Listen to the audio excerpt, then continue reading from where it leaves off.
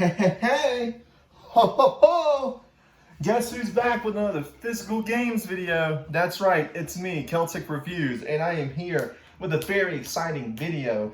As you guys know, I've been building up my physical games collection again for a little bit now. I just started, and my collection has grown tenfold, and it's been awesome. It's been fantastic.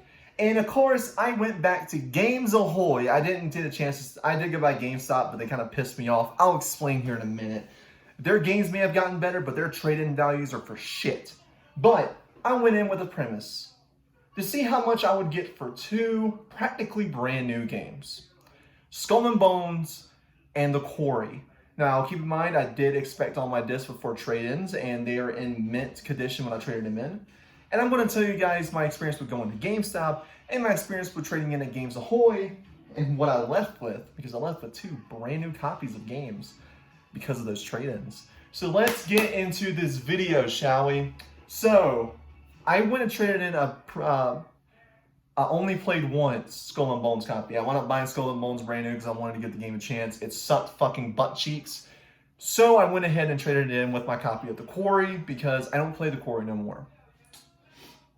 GameStop was only going to offer me $10 for Skull and Bones. I was like, no, fuck that shit. And of course, they were also going to only offer me $3 for The Quarry, even though they said the game looked mint. So I said, I'm good. I left. And as I'm driving home, I remembered there's a Gamesahoy, not even a 2-minute walk from where I live. So I went ahead, took my two games, and walked to Gamesahoy to see how much they would give me for trade-ins. And let me tell you guys something, it was a night and day difference. I went in there, slapped the games on the counter, gave them my account number, and I got $20 for Skull and Bones, because what they do is they sell it for a kind of markup, but not too horrible. Keep in mind, Skull and Bones pre-owned is $50 at GameStop. They were going to sell Skull and Bones pre-owned for $40. So they gave me $20 for in-store credit. But what's crazy is they were also going to only offer me $15 in cash, which isn't too bad. I mean, honestly, that's not terrible, right? That's still more than the in-store credit from fucking GameStop. Before I go on rant, sorry. And what I was worried about was The Quarry. They offered me $16 because of how great the disc looked. And it was complete in box.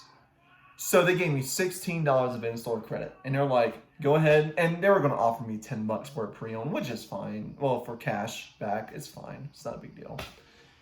So I went ahead and did some shopping. Because I figured if I'm here and I got some store credit, I might as well just pick up some games. I wound up picking up two brand new copies of games. Two brand new ones. And that, ladies and gentlemen, for $20 a piece. One of which I feel is a great value since it was still in the plastic. And this is the plastic for proof. And that's the sticker that was on the case. So I know it's fucking brand new. Trust me on that shit. Let's go ahead and get the first one out of the way. Which one did I buy first? I bought Assassin's Creed Valhalla. Now, I'm a big Viking fan. I'm more of a pirate fan, which is why Skull and Bones pissed me the fuck off. Sorry. Anyway, Assassin's Creed Valhalla was a pretty decent RPG in my opinion. It wasn't terrible. It wasn't too bad. It was a pretty good game. It had what I wanted in it, which was a good open world Viking experience with very okay RPG mechanics. I mean, this game wasn't no Origins and this game wasn't no Odyssey, but it wasn't terrible. I would play this again, and I'm planning on doing another playthrough. Because me and someone that I know are currently, she's playing through it. And I'm also going to play through it because I want to play through Valhalla again because I love Viking shit. But this was brand new, $20. Now, as I've said before, the way Gamesahoy does their brand new games and pre-owned games are really different. They actually wrap their pre-owned games in plastic. And if you want to, they will take it out the plastic to show you the disc before you buy it. And then just rewrap it. Which I think is a good way to do it. It gives it that sense of like, okay, well, I know this is, they've checked it, they've wrapped it, and if I want them to, they can take it out the plastic and show me. That's pretty much great. That's what I want.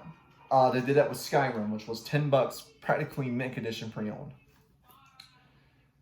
The Witcher 3, however, was just an empty case within a plastic shell. Now, I don't mind this as long as the disc looks great, as long as they do keep that promise of brand new. And I haven't inspected these yet. I mean, the worst I did was take the other game out to remove the sticker and remove the plastic, so that way I'm not fiddling with it on camera, so you guys get a pretty fluid video. This wasn't in plastic, but we can expect it now. So let's take a look at the case. The case is in relatively good shape. There's a little like line going across the top. I don't know if you can see it within the light. Probably see it's going down right here. Nothing too crazy, not that big of a deal. It's not a nick, it's not a scuff, it's just a line. It looks like from probably being on the shelf or something. But the case itself is in pretty good condition. Pretty much what I would expect. We open it up, and typically with Ubisoft games, there's usually a DLC code on the inside, but I'm not seeing one. It's just this piece of shit manual. And of course the disc. So this is the inside. I just threw away that piece of paper because who fucking cares. And let's inspect the disc. But yeah, this is the case on the inside. And the disc is brand new. This is a brand new copy of Assassin's Creed Valhalla, which is what I was hoping for. So at least I know now that I did get a complete in-box experience. Well, I was hoping for maybe a DLC code on the inside. But hey, beggars can't be choosers. I also do love the fact that I can tell this is a brand new copy because it is the original case. As you look here, it says Xbox with just a Series X sticker implanted on it.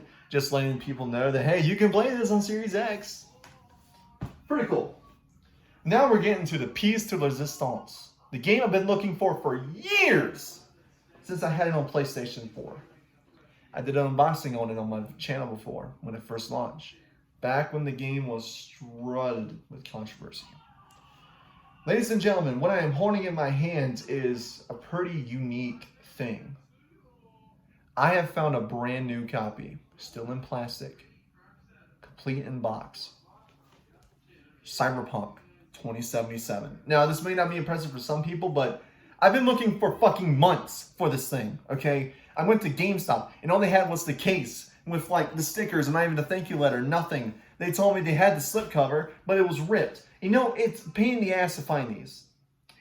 Now with CD Projekt Red, they normally do really cool shit with their games at launch, which is why I typically buy their games at launch. When I had my copy of The Witcher 3, I got the standard and I got the collectors. Now with the standard, it came with the soundtrack on CD, the fucking map, a thank you letter, and I believe some gear or some shit, and the game on disc. This came with, and it came with a lore book. This came with roughly the kind of same thing, except the soundtrack is digitally, which is a shame, but yeah, if you look here, this is a practically brand new fucking copy of Cyberpunk 2077. So let's just slide this thing out here, and let's see how it looks. I mean, yeah, and the Xbox thing, the sticker they put on the brand new games was right here, so I know this is brand new. So let's go ahead and look at the contents. So we have a 30-day free trial that's expired for HBO Max. It's always great to have something like that. We then have the lore book. This is the book for the lore of the game, for the background and history of the cities and the gangs and the weaponry. All that shit is within this lore book. The Witcher 3 had the exact same thing on the inside. It's really cool to have this, especially if someone's new coming into the Cyberpunk universe. It's always good to have a lore book. We then have postcards. It's a simple thing, you know, a little bit of postcards, and nothing too crazy, just showing off some screenshots and stuff. Not too bad, honestly. It's pretty cool. So we have the Coyote Kojo. We have Night City. Well, a district of it. And Pacifica. So it's pretty cool to have these things. It doesn't really do anything in game, mind you. But it's cool to have these things. It's a little goodie. That's what I mean. CD Projekt Red is always good at making their standard edition of their games feel bigger than life. Like, they want you to feel like, even though you probably didn't have the money or didn't really want to get the collector's edition, they want to treat you with a pretty cool experience. And then we have the map. So let's open this bad boy up here. Not an impressively big map, but a pretty cool map nonetheless. Okay, now keep in mind, that was only inside the slipcase. We have yet to get into the actual case. Yep, pristine as what I would expect. Looks great, looks clean. $20 fucking is what that's what I'm talking about. Of course, the staple of the thank you letter from the dev team. Welcome to Night City. The year is 2077. Things are bad for the most part, complicated at best, but they're about to get a hell of a lot more interesting for you. A job of a lifetime is on the horizon, a wild ride spanning dozens of hours of tech-infused adventures through the world, unlike anything we've created before. And you're a huge part of making this happen.